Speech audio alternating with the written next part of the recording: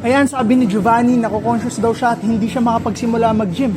So sagutin natin to habang nagre-rest tayo dito sa gym mo. So meron akong 3 tips para maiwasan mo na to and ma-start mo na yung fitness journey mo. Number 1 is get a gym buddy. Mag-invite ka ng kaibigan mo para hindi ka na mahiya. May kasama ka, may karamay ka doing your exercises.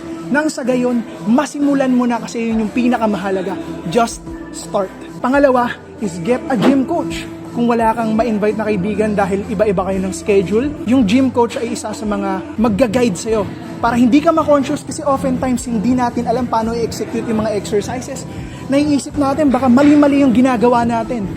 So doon tayo nahihiya, hindi tayo makapag-start. So yung gym coach ay mag-guide sa'yo para tama yung ginagawa mo and yun na nga, masisimulan mo na yung fitness journey mo. Pangatlo naman is I think yung pinakamahalaga and dito mas magpo-focus tayo sa mindset. Kailangan nating isipin na ginagawa natin to para sa sarili natin. And yung mga tao sa gym, malamang ganun din yung iniisip nila. Ang iniisip nila is sarili nilang progress, ginagawa nila yun para sa sarili nila.